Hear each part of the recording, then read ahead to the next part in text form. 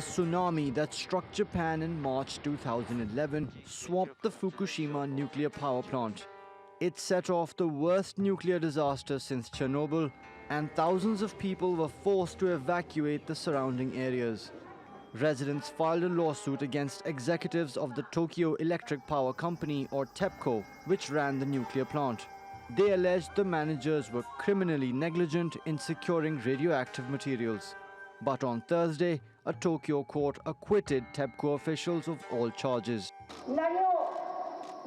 We cannot understand and we cannot accept this decision by the court. Over the past 8.5 years, many people were forced to evacuate their homes, hometown, and are still looking for places to live. We will fight them again for our children and future generations. The legal showdown with Fukushima residents isn't the only worry for the power company or for the Japanese government. The cleanup has so far cost $187 billion, twice as much as initial estimates. Cooling the radioactive fuels has left behind 3 million litres of contaminated water. The environment minister says there's no more space to store it, and there may be no other choice but to dump the contaminated water in the ocean. That's drawn a sharp response from Japan's neighbors. In case when it is discharged into ocean, management of Fukushima contaminated water is no longer Japan's domestic problem, but a grave international issue that can affect the whole global marine environment. Tokyo's also racing against time to mend its reputation. It will host the Summer Olympics in less than a year, and if the protests and problems in containing the radioactive waste continue, the mega sporting event may also suffer some fallout. Mobin Nasir, TRT World.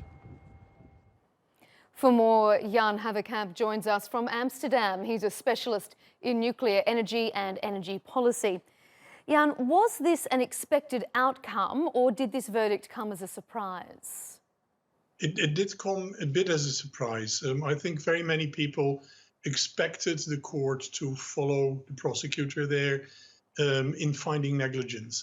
And what we do hope is also that the prosecutor will appeal this verdict. How disappointing is it then for the international community, for activists, that no one is yet to be held accountable criminally for what happened in Fukushima?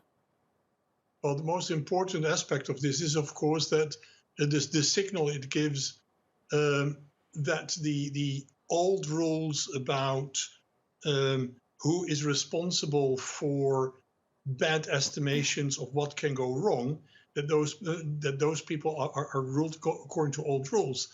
And we live now in 2019, 8 years after the catastrophe, where we have seen that the obvious negligence of not expecting the worst that could happen in case of a tsunami has devastated the lives of very many people, and somebody needs to be held accountable for that. Also, in order to send the signal that for current nuclear power stations, we do need to think about all possible threats that such power stations face. Japan's new Environment and Nuclear Issues Minister has said that Japan needs to wean itself off nuclear power. Do you think that's a realistic possibility? Well, that was already a realistic possibility in 2011 when all 54 reactors from Japan were switched off.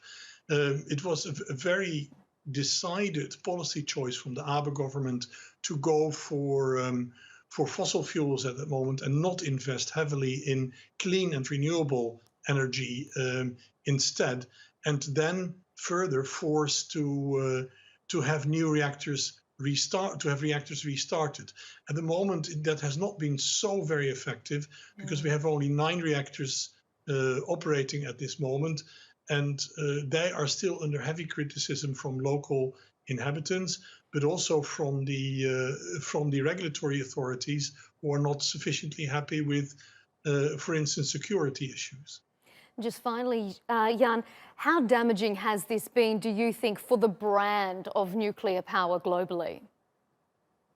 Well, we already saw that nuclear power was going down over the years before the Fukushima catastrophe was happening. And that was mainly due to increasing costs. Now, these costs have increased even further because of the safety measures that need to be taken after Fukushima. And we clearly expect that that the decrease of nuclear in the global electricity mix will continue at the benefit of cleaner alternatives.